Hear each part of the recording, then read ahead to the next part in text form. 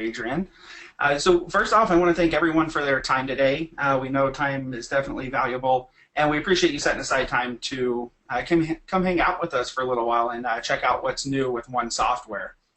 So kind of the idea of the webinar today is Joe from JDB Solutions Group, Ron with ACS, and myself, Cody, with ScanCo. We're going to take you through some of the new features that we have added into the One Software solution this year. So some of the top overviews that we want to touch on are a lot of enterprise capabilities. And this includes things such as pallet tracking or license plating, not only inside of Sage, but also extended out to the handhelds.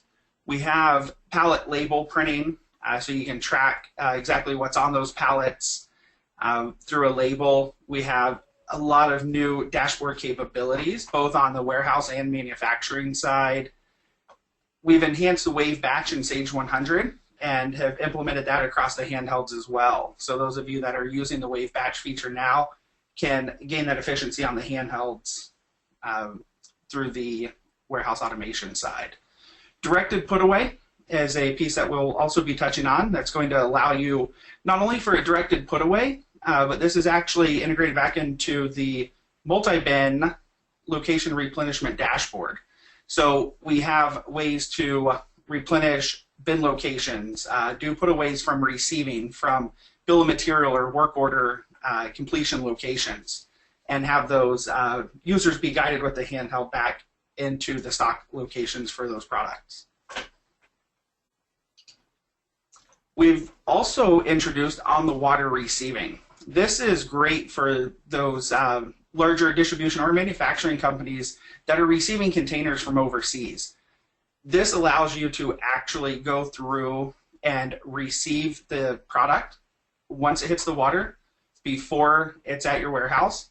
And you have the capability to track different dates that are important to you, whether it's the departure dates, arrival dates into customs, custom clearance dates. And once it arrives in the warehouse, you can then use the warehouse scanners to receive that in and update the landed costs as necessary. And we're going to dig into, of course, all this a little more. We're also excited to announce MultiPen Standard, which is a new version of the MultiPen product that has some of the features that you may or may not need, but it is a lighter version that we can kind of get in the door with the MultiPen, start playing around with that functionality with the lower investment up front. So I'm going to go ahead and, or actually we have one more slide here, sorry. We're also actually really excited on this product. This is XCAN. XCAN is kind of the new version of WOScan. It's WOScan on iOS and Android. So it's kind of following the the industry trend there with the mobile devices in the warehouse, and it's going to allow you to perform those transactions that you're already used to in WOScan on those newer devices, and it has completely new technology and is much faster. And Joe's going to touch on that once you're kind of about halfway through the demo portion. So there's a lot of cool stuff to show you there, along with pallet tracking and some of the MultiPen capabilities inside of work order and XCAN. So now I'm going to jump over to our demo system and get inside the handheld here.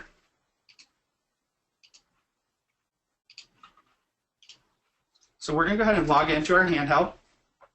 And what you're seeing here is, of course, a representation of the handheld. It's, it'd be kind of hard to sit here and hold that handheld in front of you up to a camera. So we're using a Windows handheld, and what's really cool about the software here is it's cross-platform. So it's iOS, Android, and Windows Mobile. It's going to look the same on any of the platforms. So you can mix and match devices to whatever's best for your environment, whatever's best for your users, and everyone's going to have the same experience. Getting into some of the new features, we'll kind of start at the top, work our way down.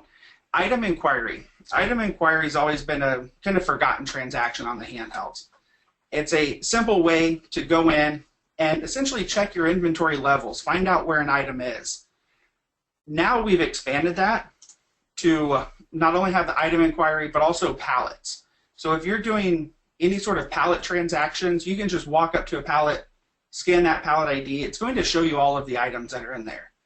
But on the item level, if we come in and we scan one of our items, and with the multi-bin system, it's going to show us all of the bin locations that item's housed in. And I can just scan the location, or I can do this lookup and see every location it's located in. Not only do we display the standard quantity on hand, we've now added a lot of additional information. So you can see here that we have quantity allocated, quantity available, and then we start tracking quantity on POs, on sales orders, last physical count dates, reorder points, and we can even get into cost, prices, and other unit of measures. This information is per user. You most likely don't want all of your warehouse guys to have, the cost, so you can restrict that based on the user's login. If you only want them to see quantity on hand and quantity allocated, as well as the quantity available, you can just deselect the enhanced item inquiry, and that's all they'll see. So everything else you can choose line by line on what's important to you. So to touch a little bit on license plating, kind of how we plan on doing this is I'm going to show you what the license plating looks like on the handheld. Joe will show you what it looks like on the manufacturing side, and then Ron's going to tie it all together and show you how that looks inside of Sage. So if we walk up to a pallet and we scan that pallet, it's going to show everything we have. We can also do lookups, and that's going to show every available pallet we have. So the pallets are set up based on your system. So you might have cases, you might have pallets, master packs. It is multi-level. So whatever fits your situation, you can have it configured for that. So if I choose a pallet, it's going to let me know that pallet 17 contains 1,200 of our first item and then 30 of our second item. And kind of the idea behind this pallet tracking is to have that one ID of pallet 17. Whenever I'm transferring, whenever I'm doing my physical count, even on the picking and shipping side, I can scan just that one ID and it knows everything that's on that pallet. And it will confirm that it'll either work for that order, may not work for that sales order, or complete that entire transfer in one transaction. So we're going to go ahead and come back out to the main screen here. And I want to touch a little bit on the water. When you're using on the water, most of the kind of power of that transaction is actually happening behind the scenes. You're not going to notice anything different on your handheld. There's not a separate transaction. When you go in to receive an order, the system's going to know if that order is on the water or if it's just a standard purchase order that's coming in from your vendor. So nothing looks different on the handheld. It just knows based on the setup inside of Sage what it's looking for and whether it's receiving it into the warehouse or if it is taking an on the water receipt and converting that from on the water to now a warehouse receipt. So there's no separate transaction there, and very, very user-friendly because we don't have to do any extra training to the users on the handheld. The shipping side has had a lot of changes. On the shipping side and the picking side, we can now perform the wave batch transactions on the handheld. So for those of you that are already using wave batch, you can have this transaction added to the handheld. And for those of you that aren't familiar with wave batch, essentially what this is doing is allowing us to select a number of orders based on certain criteria and group those together in a single pick. Once it's grouped together, we have the option to split that into different warehouse regions or zones. So maybe you are a food company and you want to go ahead, bring all your pick together, and then divide that up to your freezer, your dry goods, and your refrigerated goods. It's going to take those orders and do that automatically. So when we go in to wave batch on the handheld, we have the ability to see all of our waves as well as the splits. So here in blue, I have Tuesday morning picks. And if I choose this, I'm going to have 1,475 items to pick. If we utilize the split picks in my warehouse, I would choose the area that's assigned to me. So if I work in primary, I would choose the primary pick. If I work in the picking location, I would choose that. So we'll go ahead and choose. And that's one way. I apologize, it already picked on that order. So if you do pick an order, as you'll see here, as I did choose the wrong one, it is going to show you that has already been picked. So you're not going to pick your items twice. We do have that real-time validation back into Sage, luckily. So if we go ahead and choose our pick, it's going to confirm a warehouse. It's going to have me enter a staging location where I'm putting those items. And now it's going to guide me to pick those. So it's telling me I need to go to bin location A10M and scan this item. So I can walk over to that location, scan my item, and it's telling me I need to pick 10 of those. And it even tells me the sales order it needs to be picked for. So now we're actually at the same bin location, same item, and I have it split to show the next sales order. We'll scan the item. Now maybe this time the user grabbed the wrong item. It's going to give us a prompt saying I scanned the wrong item. Please scan item 6655. So that way we're eliminating those mispicks in your warehouse. We also have control on overshipping. So if you do not allow overpicking or overshipping, you can have that to where it's going to prevent the overpick or overship. And there is an option to have that enabled where it'll still prompt the user but allow them to continue. So now we're going to our next bin location in the logical order that we have our warehouse set up to scan our next item. So as you see here, the idea is to allow me to pick a group of orders based on the criteria I chose out of Sage, and it's going to allow me to walk through my warehouse in the most efficient manner and pick all of those at once. Once we're done, we can just hit the send button, and that's going to send that information into the wave batch picking inside of Sage. So it's a very simple transaction, very user-friendly on the handheld, and the users are absolutely loving this because of the time it's saving them right now.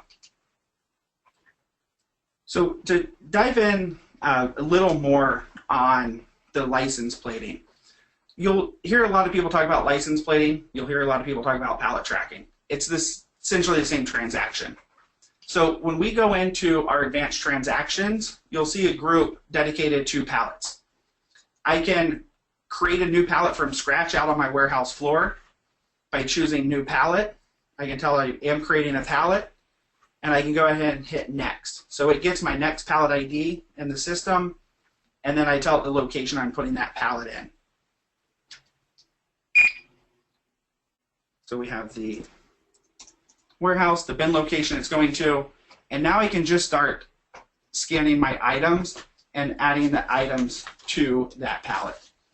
As we're adding items to the pallet, of course, we're also having to tell it where we're pulling those items from. So we can just scan that bin location and tell it how many we're putting on the pallet. We'll continue through this process. You'll notice there is a print icon. If I need to print a pallet ID, I can have that triggered from the handheld, and that can print to a network thermal printer, whether it's on a desktop or if we need that even to go to a belt printer that's on the user's hip or mounted on their forklift. When we send it through, it creates that pallet in Sage, and now that pallet's able to be used in Sage just like any other pallet. So we can do transfers. So we can go in, we can choose that pallet that we just created, pallet 32. It knows where that pallet is, and I can tell it what location that's going to. So we're just going to go ahead and send that over here to C20U, and that transfer is completed, ready to scan the next pallet. When I'm done, I can go ahead and hit the send button. So very simple transactions for the end users out in the warehouse to be able to automate the transactions that exist in Sage for the license plate activities. We can also perform license plate activities at the point of receiving. So if you have the need to receive an order and add those to a pallet as you're receiving, you can do that from the handheld. So what you would need to do is go ahead and choose the purchase order you're receiving, and you'll see there's a new pallet button. When I choose that, just like in the pallet creation on the warehouse floor, it's telling me I need to choose a pallet type. I can hit next. So now we're building pallet 33 as I'm doing the actual receipt on the handheld. So it combines those two transactions and, of course, makes it much easier than receiving everything in and at that point having to actually create the pallet. So we'll go ahead and add our items here.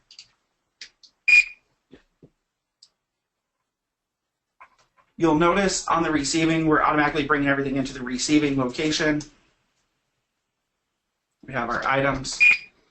We'll scan our last item here and put 200. And now when we send that through, not only has it created the receipt of goods in Sage for that purchase order, it's created the pallet as well. So that also works on the shipping side if we need to ship pallets. On the physical count side, when I scan a pallet, I can tell it that this is a complete pallet or that maybe it's a broken pallet and I want to perform a count on each individual item. You have that capability as well. So with the addition of the license plating and all these transactions, you can really streamline the transfers, have these items bundled together, whether it's going to different staging locations for manufacturing, quarantine, and have a little bit better visibility of these items in the warehouse. The last piece that we want to touch on kind of goes back to bringing that pallet into the receiving location. And we call it directed put away on the handheld, but it really serves multiple purposes. Directed put away is a transaction that's going to allow us to have the user be guided on where to take everything in that receiving bin and put it away in my warehouse. There's a few different ways to set up the logic on that, and Ron will touch on that in a few moments. But once we perform those transactions, the transfers happen immediately in Sage, and the inventory is updated. So not only is it going to happen for putaways at the point of receiving, it may be a situation where we want all of our work order completions to go away into the stock area. It'll tell us that as well. So when we're actually in the directed put away, it's going to be very much like the Wave batch, where it gives us a list and the details. And when we choose it, it's going to give us an overall list saying we have this item coming from receiving going to B30L for different quantities. So when we start the actual put away, it will tell me I'm taking 110 from receiving, putting those away in B30L.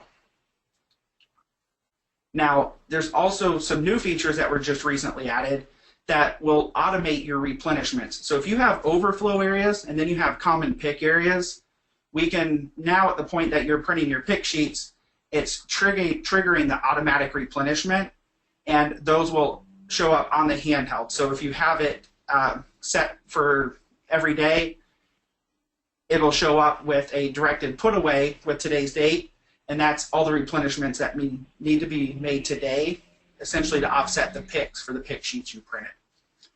So that's another really cool thing that Ron's going to touch on. So with that, that kind of brings us to the end of the warehouse handheld that we wanted to show. You'll see there's a lot of new features on top of the existing core features that we've had for years. And now we're going to pass it over to Joe to touch on the manufacturing portion.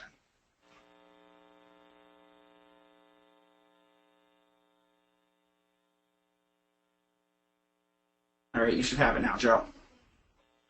All right. So this is Joe from JDB. I'm going to go ahead and show you some of the manufacturing stuff. I'm going to start with the desktop. We'll move into the Apple here in the end to kind of show you what it is, but we're going to show you some of the new features. You'll probably notice, depending on the version or when the last time you saw it was, we have a couple extra transactions. We've extended our batch functionality from batch labor and batch material issues, meaning grouping work orders together, We've also added the ability to do nesting for any of your larger companies that have CAD programs, nesting programs, or anything like that for production. We can integrate into nesting programs as well.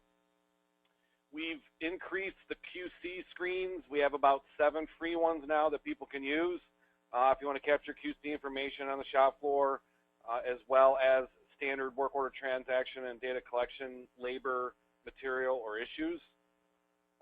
We added another dilution feature for, I'm sorry, 2 more dilution features for labor dilution. A lot of people are asking us, we need more abilities. So we have full labor now. We have one where we split labor evenly across work tickets. We have one now called split with an auto track out. So you just track out one job, it tracks the whole batch out automatically. We have a weighted scale ratio dilution, how many pieces and parts are on a work order.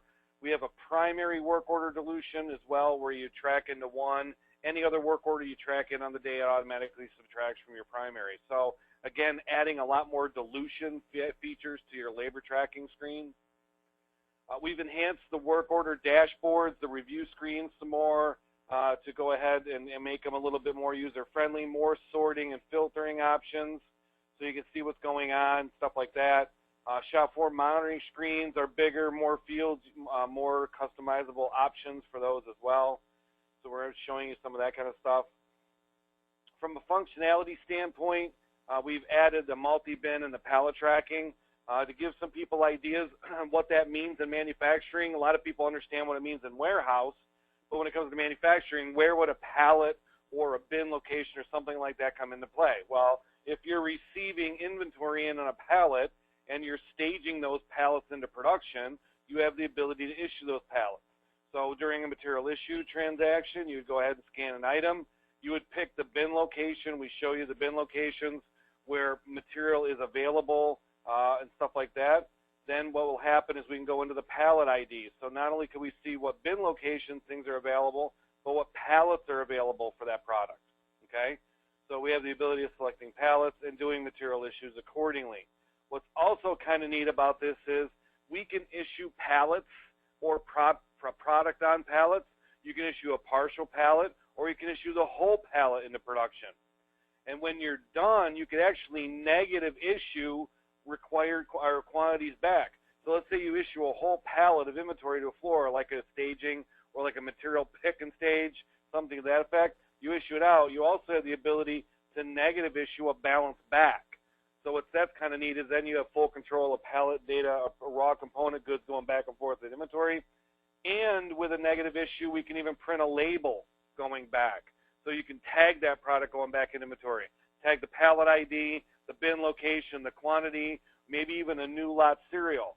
Another thing that we added is the ability to create lots and serials on the fly. So not only can I issue out a bin or a pallet, and even if the item is lotted, I could distribute, I also can negative issue it back in inventory. I could do it back to a pallet, general bin location, or I could even create a new lot number on the fly, putting it back in as a new item, print a label, and we will update Sage inventory for you automatically. So again, a lot of cool features on that. We have the ability to scan items, as people know already. We have the ability to look up. We also have the ability to type in on the fly. A lot of people want to be able to type on a keyboard or tablet. So now we're being more tablet user-friendly. So if you have a virtual keypad or something like that, you can type in as well as selecting or scanning, whatever the case may be. Pallets are not mandatory. They are optional. So if you don't have pallet tracking, but you do have multi-bin, you don't have to distribute.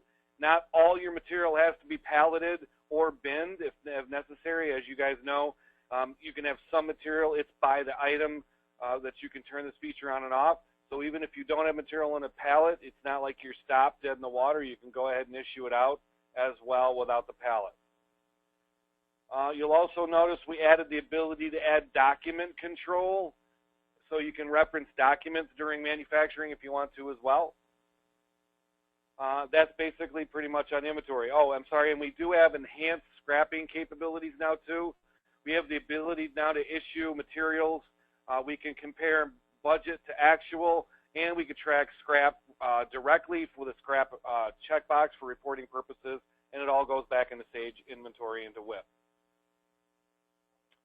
Now that's pallets and bins on the raw material side. So again, as you're receiving it in, whether you're staging a bin or something to production, or you're issuing a whole pallet of product into a production area, or just staging it in there, we can handle that. And then on the opposite side, completions. A lot of people want to be able to create pallets or palletize their finished goods on completion. So basically on the completion transaction side, we go ahead, we scan a pallet. We would then scan the bin location to where we're putting the pallet. And then from there, we can go ahead and do a lookup and see if there's any existing pallets. So what's kind of neat about it is during completion, now we're actually putting the finished goods in inventory, and we could either use an existing pallet, which is doing a lookup and doing this, or we can type a pallet in if we wanted to on the fly and add a pallet, or we can take the next incremental number and build pallets. So you have the ability of picking a pallet 3 ways during a material completion. If you do pick an existing pallet, it'll prompt you to what kind of pallet type it is. So again, we could build the pallet on the fly, or case, or carton, or tote, or whatever it is that you're capturing from that side of it. Enter your quantity and go. Now what's kind of neat is the next time you go to scan it, we have the ability to go ahead, build it again, pull my pallet, and if I do a lookup, I can see my pallet in there. So the system automatically will know you can create them on the fly, you can build one and add to it, or you can go ahead and create different pallets for different completions. You have full control. You still have the ability to scrap. A lot of people don't realize you can scrap during a completion transaction. And not only can you scrap, but you also have the ability to create a scrap log and a scrap reason code. So again, we're streamlining the whole completion transaction for you in your work order. Again, the labor tracking, we added a bunch of the abilities for the rounding, the batching. We also have the downtime and delay codes in that situation. If you want to track downtime, material constraints, labor constraints, or if you want to track indirect labor now with work order, not just time spent on a job, but downtime, setup, cleaning, training, employee personnel time, any of that tracking is now available in the software. As far as the mobile platform goes, we are now compliant with Apple and Android. We have the ability to track the product.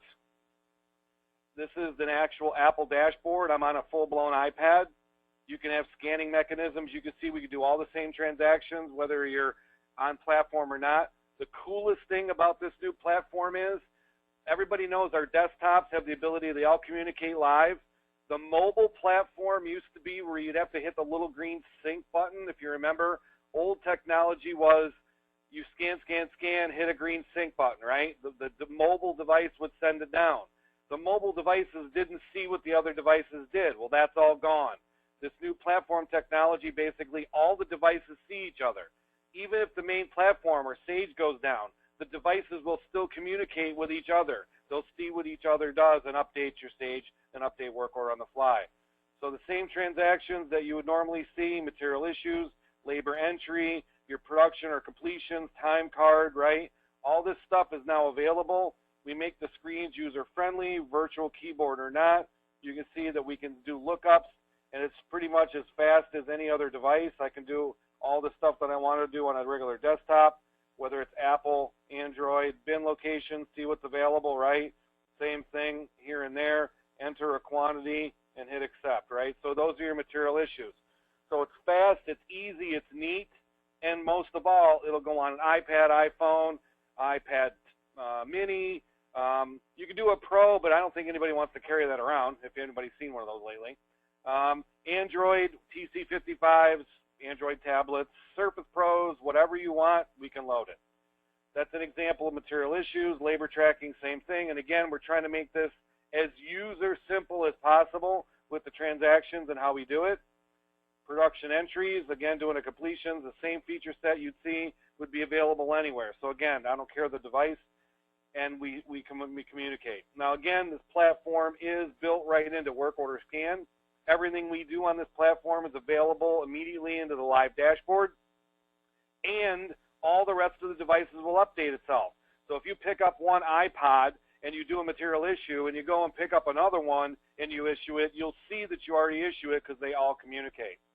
And again, because this is a Wi-Fi hosted solution, even if your main mass software goes down or the main platform goes down, it will still running. If you have remote crews or using this for field service or somebody outside the building, it stays live. It'll work offline. Or if you're in the building and you have dead spots, we still synchronize the database local. You could still keep on running. It'll still validate even if the device is offline or in airplane mode, or even if you're on cellular. We now are compatible with cellular if you need to do that. As soon as it gets back online again, immediately starts communicating. There is no more green sync button. There's nothing the user has to do. It is completely automatic. So this is your new platform, and this is already in production.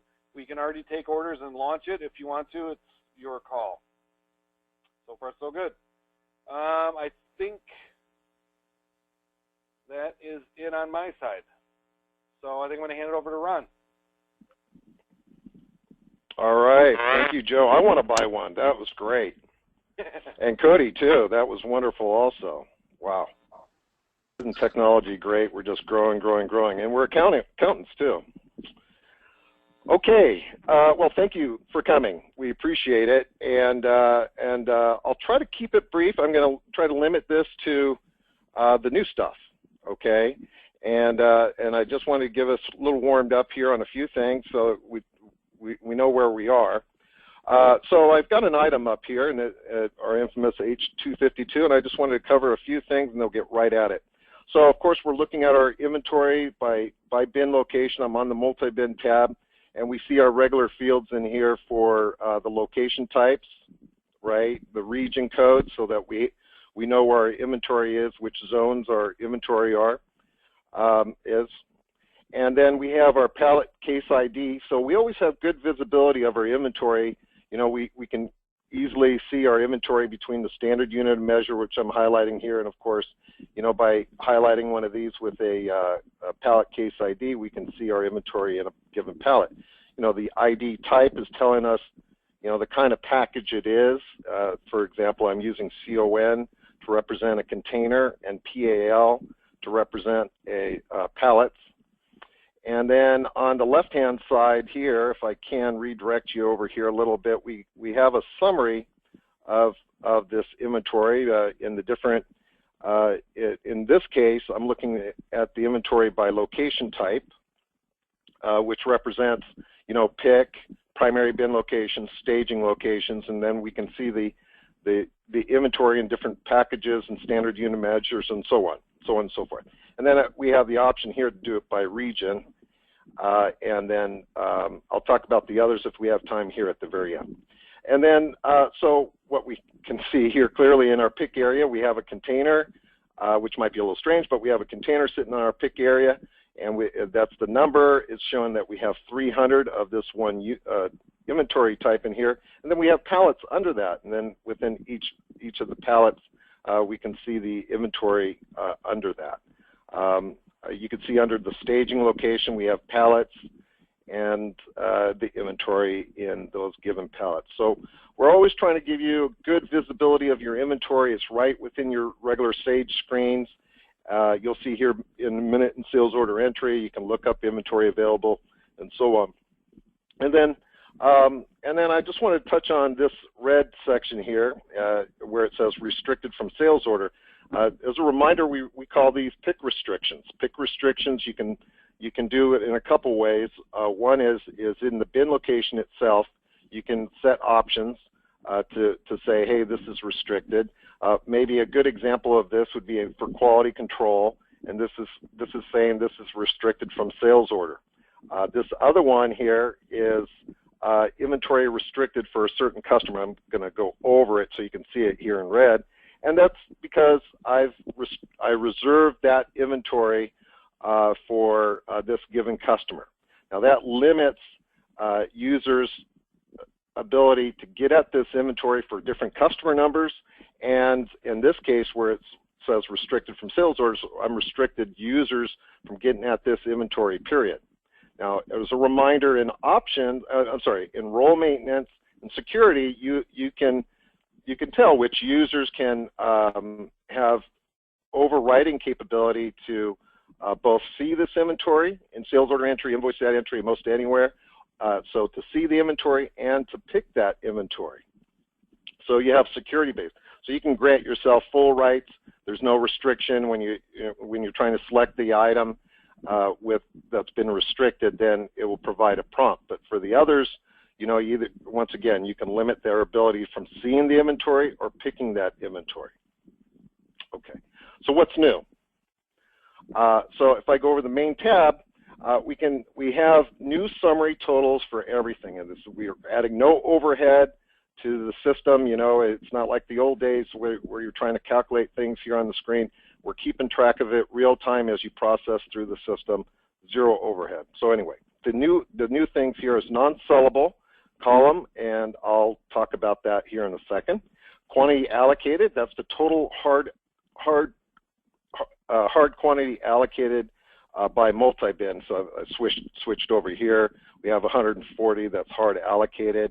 And as a reminder, hard allocated can represent a few things. One, maybe you've done pre-allocation, so you may be doing directed picking, or you just picked the goods and you reserved it as you're picking goods, or you've done a work order transaction material issue and you have it out there and it's just a material issue and you're reserving that inventory. It also works for bill of materials also, by the way, components that you allocate. We also consider those allocations, and so in this drill down, which we've always had, we got great visibility here of where my inventory is allocated. So what's new is your ability now to see the summary total here right on the screen of total what's allocated, hard allocated, the quantity that's on the water, and I'll show you one of those here in a minute.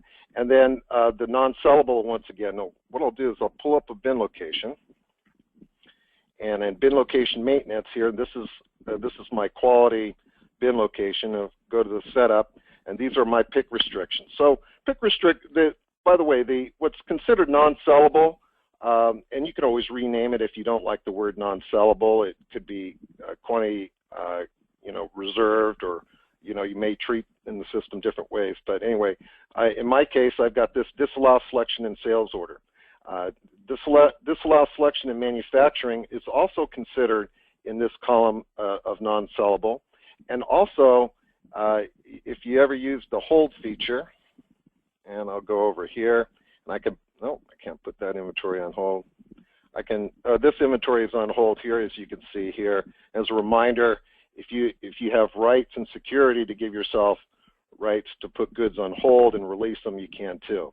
So in this case, I can release it, and that will reduce the quantity that's non-sellable over here, and then to increase it, I can hit the hold button again. And when you do the holds and releases, by the way, we do have an audit trail, and we've always done that. Okay, so it's the pick restrictions that fill this column here for non-sellable, and then on the water,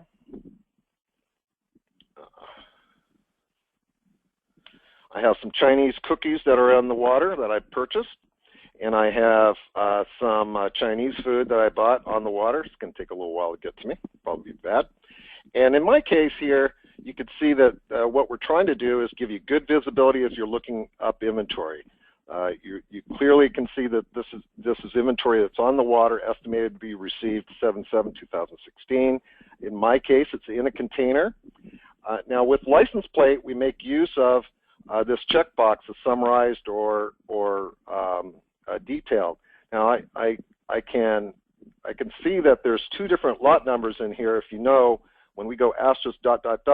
we're telling you in the summarized mode that there's more than one lot number here. If I uncheck this, I can see the two different lot numbers, and of course there's the breakdown of that. And so and then when I click on this, I can drill down into my drill down for the pallet, and I can see the contents clearly. In this case, you see that these goods that are on the water, to me are these two different lot numbers and this lotted item, and these Chinese cookies. On the left-hand side, we have that summary, and you can see the breakdown of the purchase order numbers, the relevant purchase order numbers, and the pallets, and then the quantities here, and you can widen that out as you need to break it out.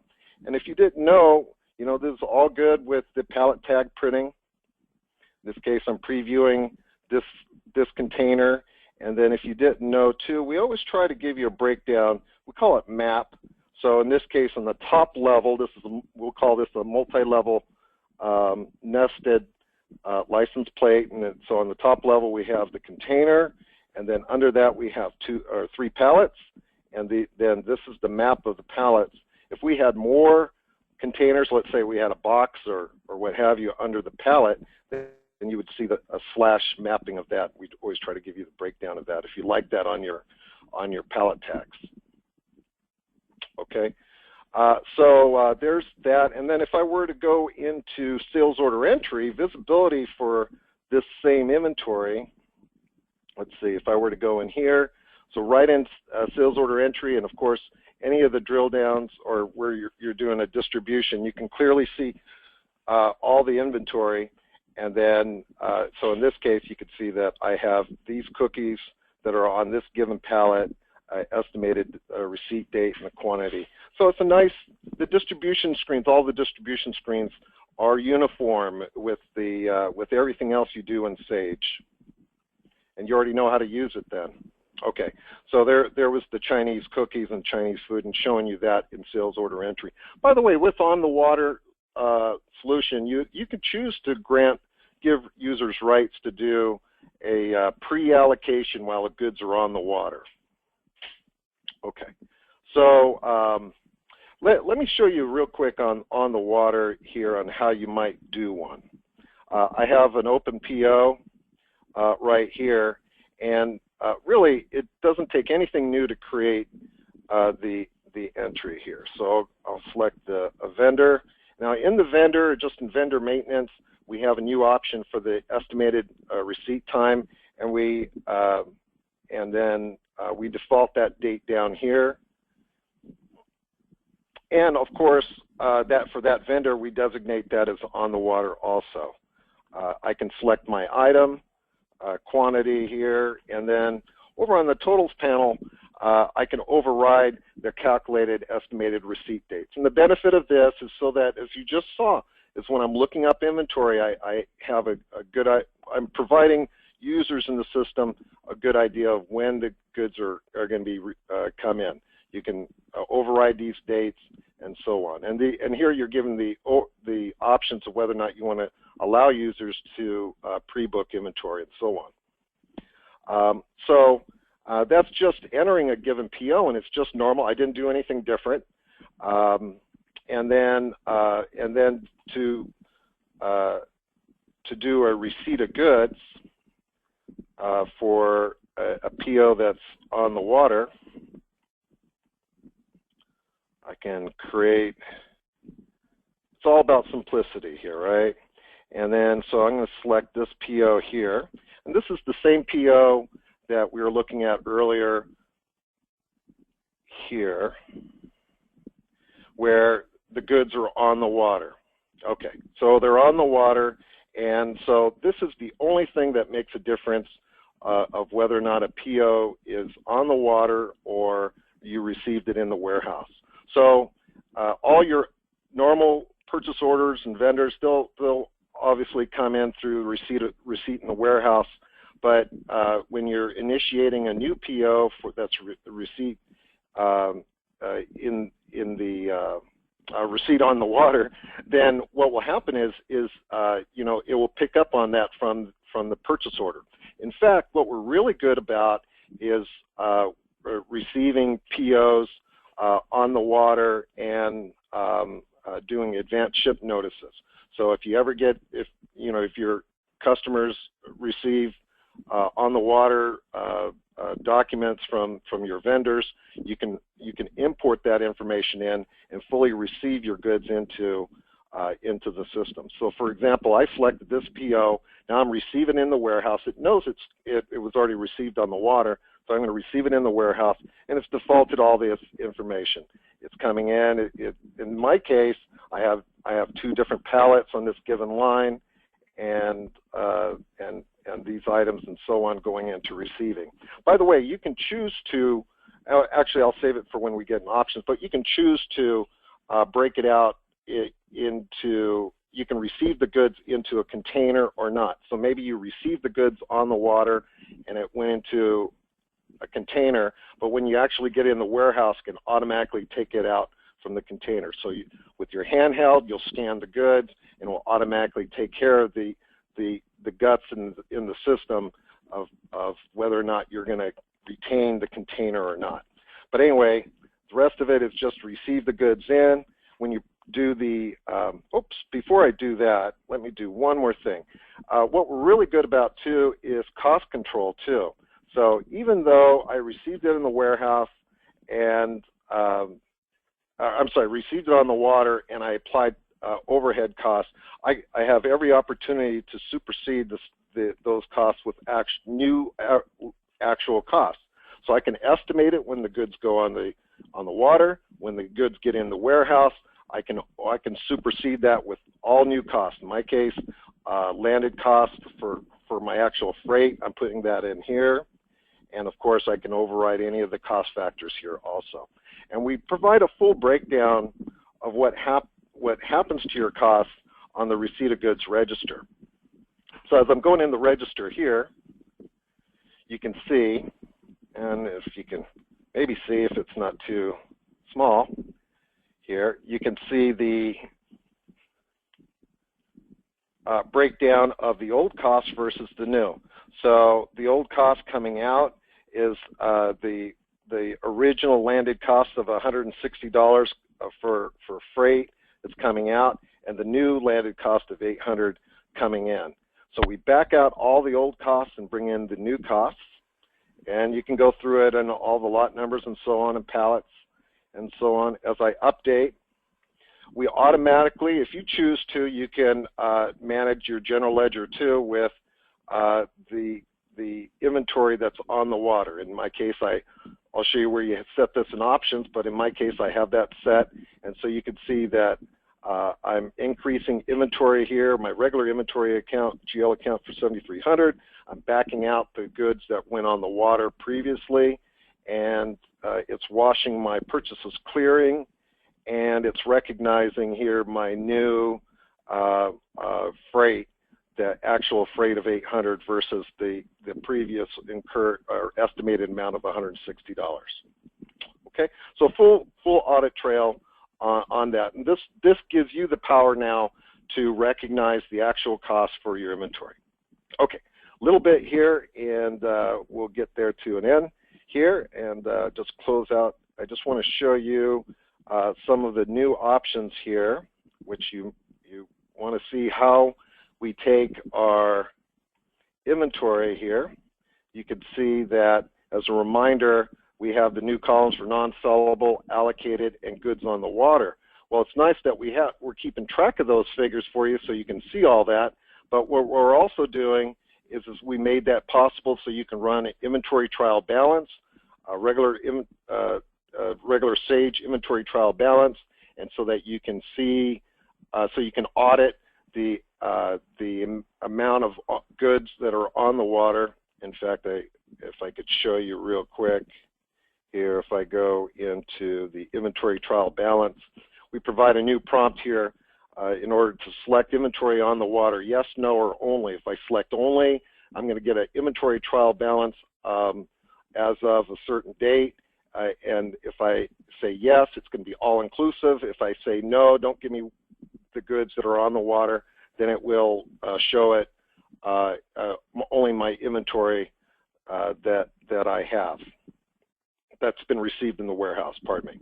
And so coming back into here, so you can see these columns here, we give you now the ability to reducing your quantity available in the system. So these are the new options. So if I go in options here, if I go towards the additional tab over here, you can see that we're giving you the ability to reduce the quantity available in inventory and sales order and MRP for goods that are non-sellable. In my case, remember, those are my goods that are in my quality bin location, right, that I'm calling non-sellable. So I can decrease my quantity available for goods that are non-sellable. I can decrease MRP for non-sellable. Why would I do that? Well, I have goods that may be returner goods or defectives, right, or truly quality control. And if I want to reduce my quantity, and what you're probably doing today is you're probably putting that in a separate warehouse. Well, now with this, you no longer have to put your goods in a separate warehouse. You can reduce MRP now just by having it in a certain bin location, and it will reduce the net quantity available in MRP automatically. And we made it with no overhead. So we don't add any overhead to the processing time, in other words. You could do the same for goods on the water. You can reduce the quantity available for inventory, sales order, and MRP. Okay? And then on the left-hand side, I'll just mention this since I'm looking at these options here. For those that are implementing systems, sometimes we've had requests to add bin locations on the fly. So we've made it so that you can add bin locations on the fly as you import a physical count.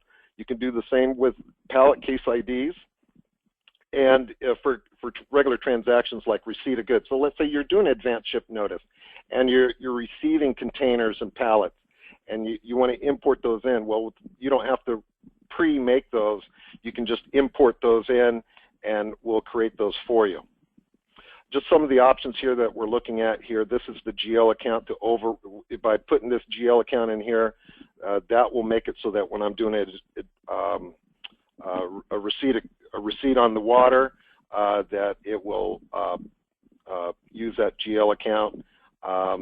We're giving you the ability to put in a container or a pallet ID type for containers just to make it a little bit easier in data input. And then here's some of the defaults for those dates that you were looking at.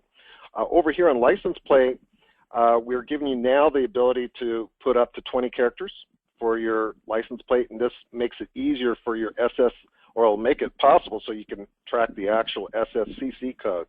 So that's real nice. Let's see. Over here on PO receipt of goods.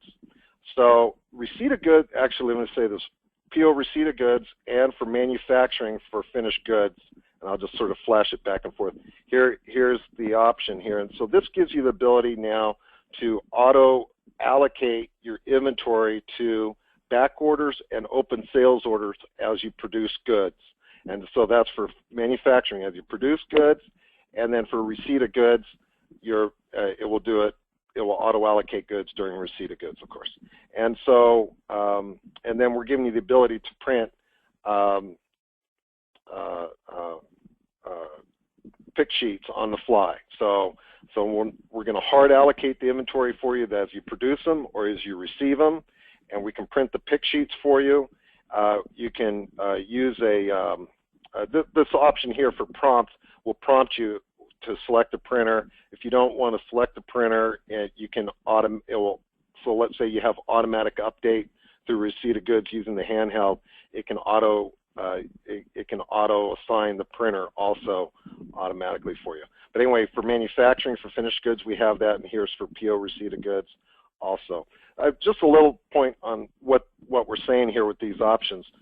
This we're giving you the ability, much like regular Sage backorder fill. This first option says, hey, I'm going to auto-allocate the goods to my back orders, much like Sage does in the backorder fill. But we add another dimension to it. We say, well, okay, if it's a back order and a backorder line, have I printed the pick sheet and has that pick sheet been allocated? So we're trying to estimate whether or not the pick sheet's on the floor already. So we could do it for both back orders and sales orders, or open sales orders too then. So we know when a sales order, if your procedures are like that, you're printing pick sheets and all that, we know when to allocate or not, or at least we can do the best we can to estimate that. Okay, real quick, a couple things. Under directed picking, now for license plate, we've always been allocating pallets as full pallets or packages. So you might be doing case packs or master packs, and we always try to allocate to the full extent. Now we do partial. So with this option selected here, so if you run out of inventory, we are now allocating to pallets or packages that are not fully of that, or not just of that one item. So so you have an order for 100 and you have a pallet ID with 80. Well, we can allocate just 80 out of that pallet, for example. We do this, by the way, if you didn't know, we also allocate pallets with not the same items. So if you have a mix of items on there, we've always had that feature. We don't talk about it much. So this is all inclusive. All works with that, and we just try to be logical about it. We try to allocate from full pallets first, or same item pallets first, and then we go down and say, well, is there breaks in pallets? So, and then if there's or less than full picked pallets, then we allocate those, and then we'll do mixed pallets thereafter. So, and then over here, one last option here: warn when primary pick locations hit the replenish point. So, as a reminder, here in item maintenance, we have the ability to, as you know, to do replenishment, and our directed put away system will advise on that. And in my case here, I just want to give this quick example here. Is this the right one? This is not the right one here. I had one ready here. Let's see here. Oh, here's some goods on hold. Great. Okay, so here I'll take this off hold. And then, so for this item, actually it's 254 LK. It's this one here. I got it right now. There we go. So for this one, we have a replenishment point of 20, and I only have 10 in my primary pick location.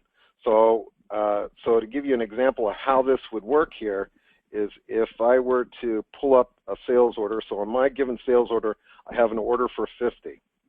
So I'm going to do directed picking here. I'm going to print a pick sheet.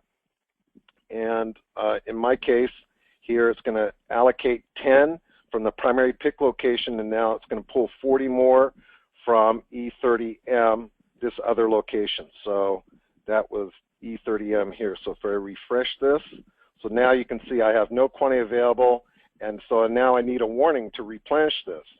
So we do that in two ways. So we're giving you a prompt now that will give you the ability to print a transfer sheet on the fly. It defaults to no, so you can just click no. So if you decide to print it's completely optional if you want to print it. So when that prompt comes up, it's signaling to you, hey, I've got something that hit the replenishment point. And it also went through the algorithms in the system to determine the best way to move your inventory. So I could choose to print all the replenishment advisements for the day with this checkbox on, and this is a nice simple report that we're providing. In this case, it's advising to put in from my overflow 07 to the primary bin location a quantity of 150. 150, right? Because I have none available. And so you could choose to print that on the fly or not. But what's really nice now is that information is in our put away system, and meaning in the dashboard. And what happens then is, I will show you here on the screen, but that's now real time on your handheld. So I can look on here, I can see that this is, we're always tracking a put away number out here based on today's date. So this is 2016-06-14, that's today's date. And so you'll see the same information on the handheld as Cody was showing you a little bit. And so real-time put away now, or replenishment of your primary bin location. Most businesses do periodic, maybe at the end of the day or next day. Now you could do it real-time without any overhead if you choose to. And what's real nice on the handheld too, it tells you what's already been picked and processed. When you do the lookup of inventory on the wave batch, it has a different color, so you know what's already been processed and not, if you want to have someone with that task in the warehouse. That's it. Thank you for your patience. I wanted to get through those few things for you. We always have a full sheet of other additions in the last year if you want it, and thank you very much. Thank you so much, Ron. This is Adrienne. Thanks, everybody, for your attention. We do have some polls here I want to launch while we announce a number of questions. And I realize we are 3 minutes after the hour.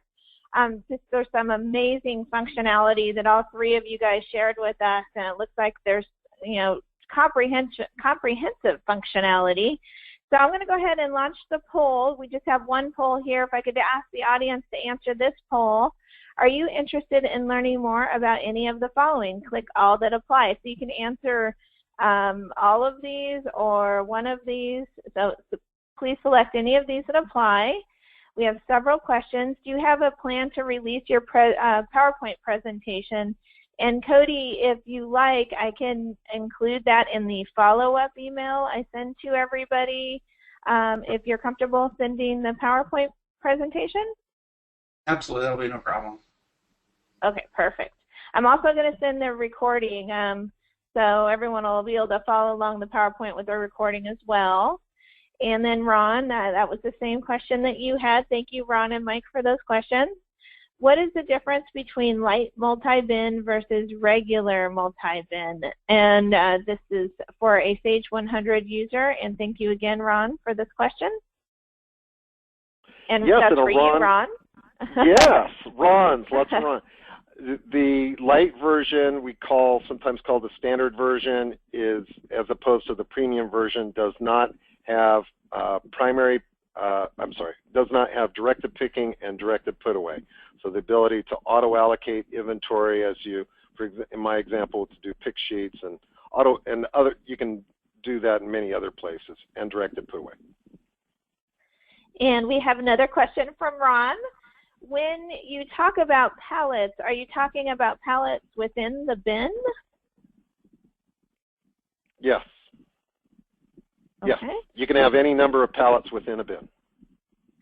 And Ron also has two warehouses, so he needs to separate what is coming in from the water by warehouse responsibility. Is this possible?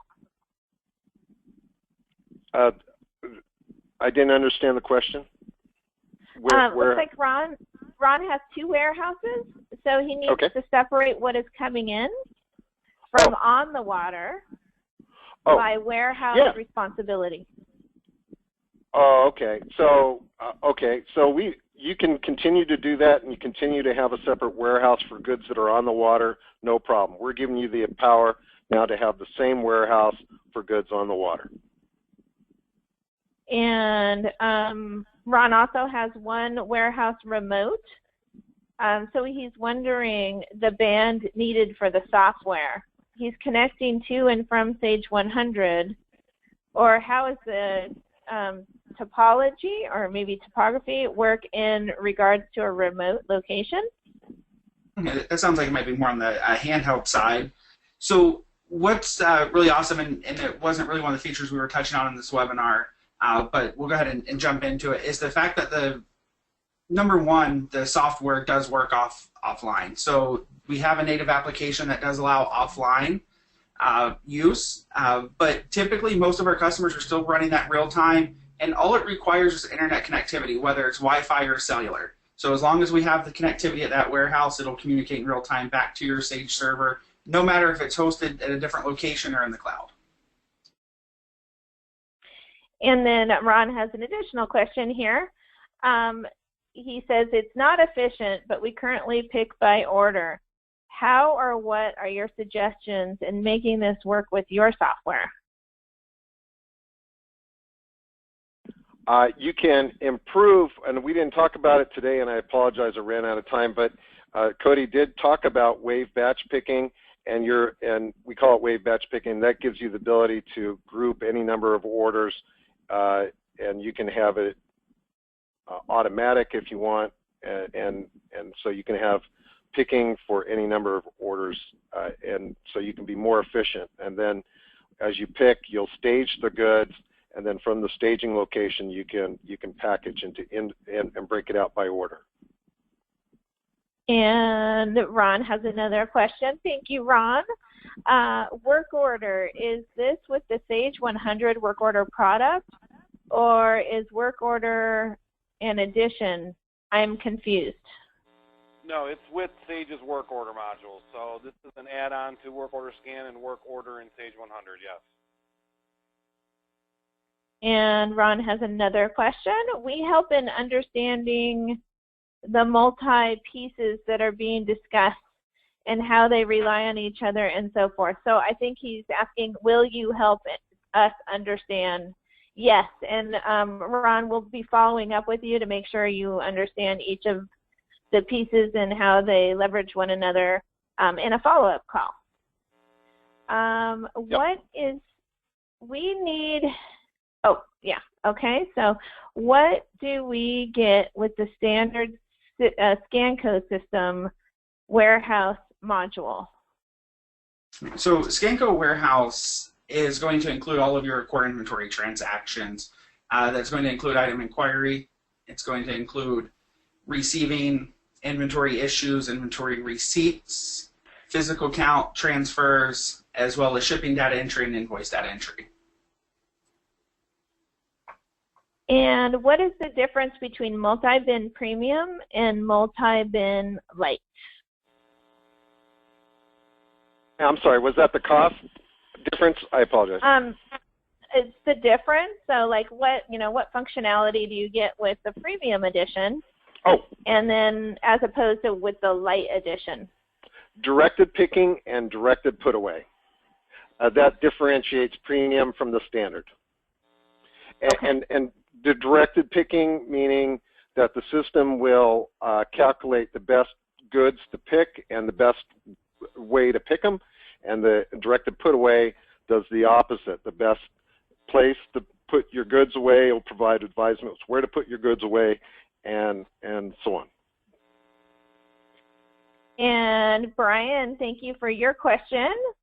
Ron mentioned that merchandise could be restricted by bin location. Can it also be restricted by pallet ID or other ways? Oh, yes, and it's coming. Yes, yes, and I'm excited. I get excited on weird things. I'm excited. We're giving you that ability on sales order, scheduled bill of materials, and work orders. Will all have the ability to reserve inventory, and we're doing other things for automatic allocations. It should be ready here in the next couple weeks. Thank you, Brian. That's a great question. And Ron, I have a warehouse with different part numbers than any other warehouse, and that might have been an add-on question to the previous questions that Ron had. So Ron, I'm just going to say that we're going to give you a call and make sure that all of your questions are answered clearly. And Katie, thank you for your question. If running the native client, are you saying it's not live data? No, not at all. So the native client is still completely real time, but the native client also has offline functionality. And Mike, thank you for this question. I downloaded ScanCo's sales app from the Google Player as well. Could you give me demo user's password? I don't know if you want to do that. we can definitely do that offline if you just want to reach out to us, Mike, and we'll have the contact information will be sent out with the presentation afterwards. Perfect. So Mike, thank you for that question, and thank you everyone for hanging on the line with us. I know we're 12 minutes over, but we had lots of exciting functionality to show, and I think that everyone is very excited for what's to come in the future. I'm going to go ahead and close out this poll in another few moments. It looks like 66% of you have voted. If we could get to 100%, that would be awesome. So I'm going to leave it up here for just a moment later. And presenters, did you have anything to add? I think we're good. I'm good on this side. I just want to, again, thank everyone for their time, and I apologize for running over a little bit. You're here. Yep. I'm just going to add one thing, too. Again, if anybody has any additional questions we didn't go over, feel free to call any one of us in the group. We'll all be able to help you with any of the questions you have. And I'm going to close out this poll. We've got 72% voted. And I am going to, Cody, do you have the contact information? You could just flash back up there for the recording and for right now? Absolutely. Let me go ahead and get the screen turned back on. Can you go ahead and pass the presentership back over? Yes. Let me.